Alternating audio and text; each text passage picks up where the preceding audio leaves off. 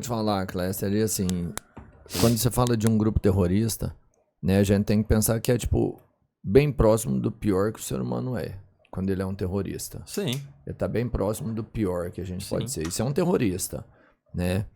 É um rato, ele consegue se multiplicar e você não consegue achar essa pessoa.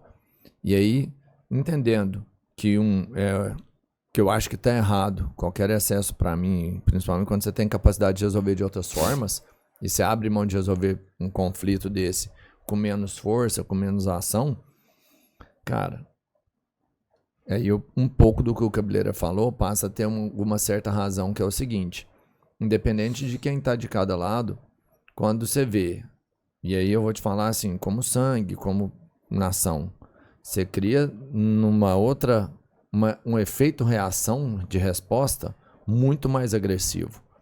Eu não estou justificando que o que Israel está fazendo está correto, mas eu estou te falando que esse estímulo vem de contra-resposta ao que eles estão sentindo também. Você percebe? Assim, hoje todo mundo que é palestino é Hamas. Nem sei se todo mundo é, mas enfim. A grande maioria tá. Até porque é a defesa, é a força que eles têm. Se eles não se apoiarem isso, eles não têm mais Por nada. exemplo, aqui em São Paulo, todo mundo que é palestino é Hamas.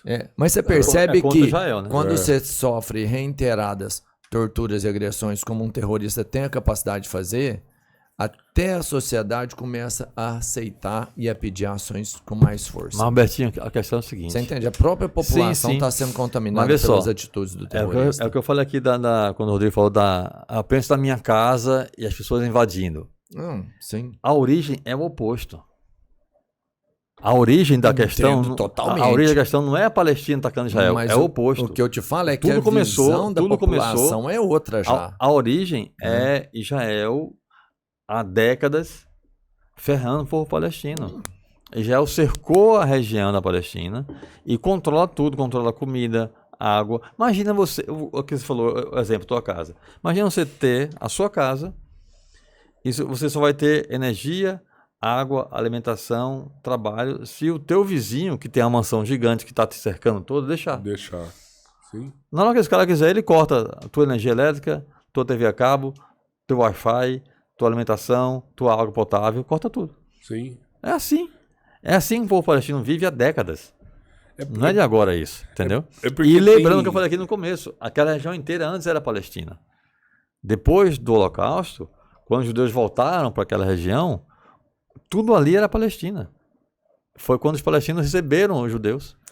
E se você conversa com um judeu, eles falam que aquilo ali tudo era Judéia, há 4.000 anos atrás, que era filho de Abrão, filho de Jacó, pai não sei o quê. Então, essa parte religiosa é bem interessante. Porque é o seguinte,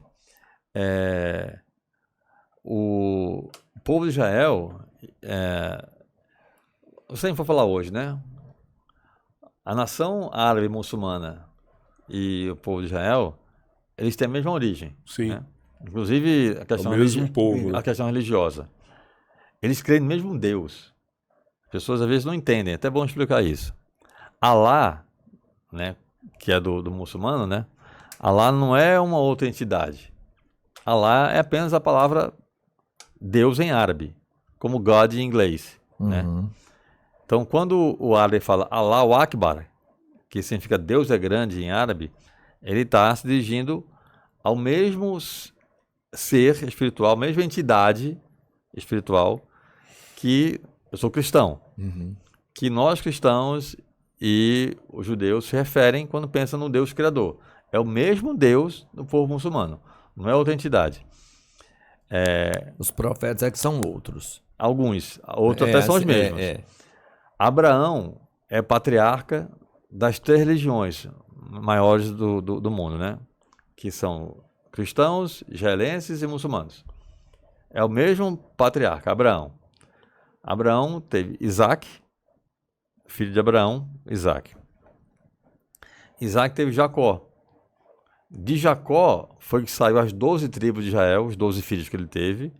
Inclusive, um desses filhos era Judá, de onde vêm os judeus. Né?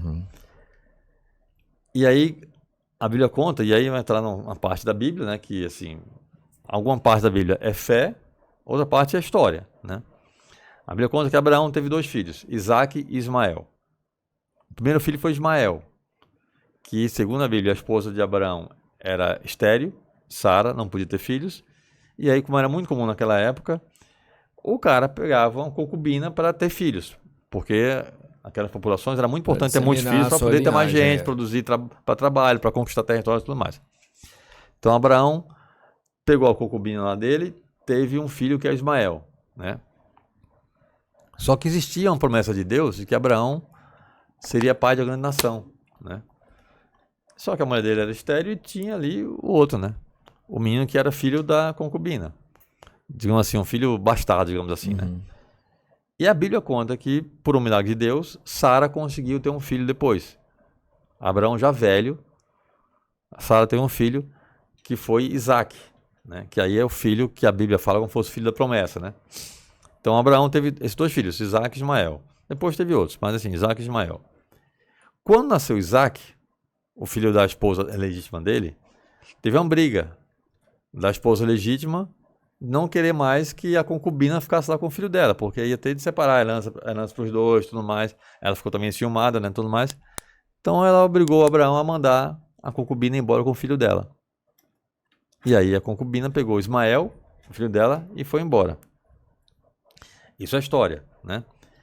Aí entra a parte bíblica, né, da fé.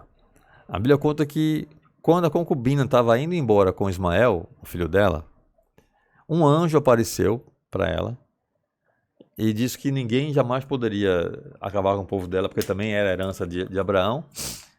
Mas aí tem uma profecia. Cara, esse texto foi escrito há mais de 1000 anos.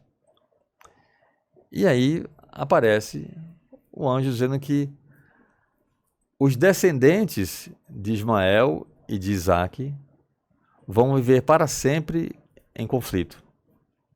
Sempre estarão guerreando um contra o outro.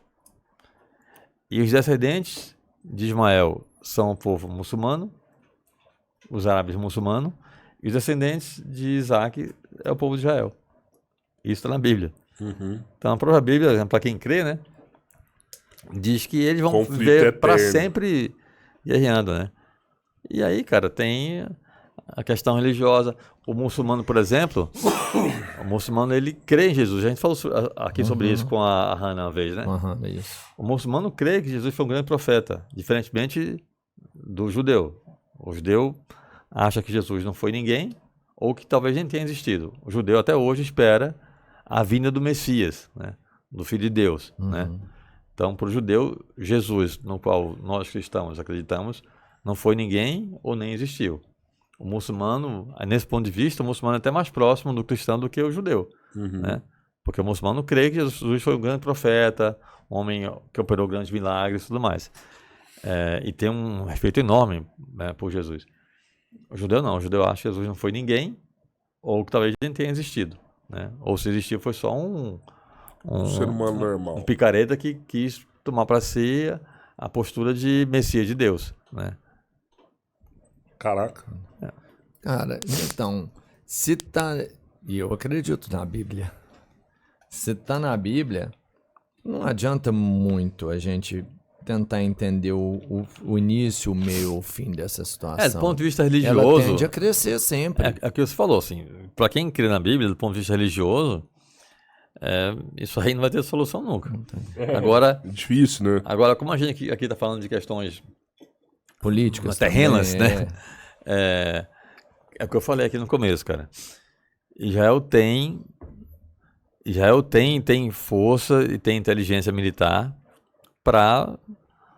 Se eles controlam tudo em Gaza, eles poderiam entrar em Gaza por terra e pegar só a galera do Hamas.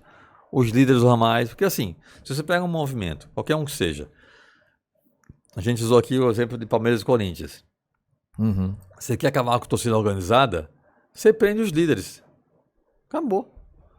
Porque sem comando, qualquer grupo enfraquece.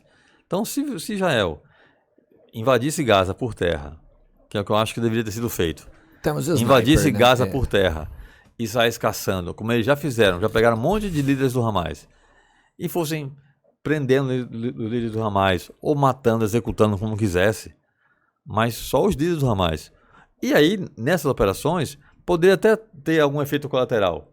Você descobre que tem uma célula grande do Hamas, como tem também essa história, que não há comprovação disso, mas o governo de Israel falou que tinha um quartel-general do Hamas embaixo de um hospital. Foi por isso que bombardearam o hospital. Tem essa história também, que nada se comprova até agora. Mas se fosse isso, se em vez de jogar uma bomba, fosse por terra, invadir o hospital, e alguns médicos ou pacientes que são simpatizantes do Hamas fossem reagir, eles matassem, até isso eu concordava. Que eles estão fazendo uma operação para pegar o Hamas e tem gente se colocando contra. Aí você vai matar um ou outro porque Agora você joga bomba, velho. Mas o Cléster, eu falo isso desde... Não, o cara não quer perder ninguém do exército dele, né, cara? Desde o primeiro momento da guerra. Ali do lado a força que Israel tem e é conhecida pelo mundo militarmente... Mas guerra, Rodrigão? Guerra você vai perder força, velho. Não, e ele tá perdendo muito mais. É por isso que é massacre, não é guerra, é massacre. E ele perde muito genocídio, isso. Não é guerra, é genocídio. Não. Ele tem capacidade de entrar lá com percas, claro, porque sempre que você for imaginar que você vai entrar em uma guerra, você tem que imaginar que perca, vai perder, morte, os caras tá no túnel ali, velho, tá tudo enterrado ali. Mas ele tem, pelo menos, a obrigação moral de tentar essa primeira investida. Tinha que ser, cara. Indiscutivelmente. Por terra, você fala? Cara, com o mínimo de baixo possível. Eu concordo 100% com o Cléster. Você vai lá e joga uma bomba. Mano, a guerra nos dias de hoje já Rodrigo, não é aceitável. Isso é o segundo onda que eu falei. É crime de guerra. Sim. É a tal da punição coletiva. É o exemplo que eu dei. Vocês vão concordar. Você consegue imaginar o PCC faz uma ação terrorista na Argentina, a Argentina responde bombardeando o Brasil ou São Paulo toda. Não tem lógica. É o que eu falei. Se fosse um grupo americano, ou vamos usar a máfia italiana invade Jerusalém e mata 200. Já não quer bombardear a Itália, nunca. Primeiro porque sabe que se fizesse isso, a resposta ia ser muito forte. Claro. Né? Eles fazem com a Palestina, primeiro, porque eles podem, né? A Palestina está na mão deles, eles cercam a Palestina inteira, então eles podem fazer o que quiserem lá.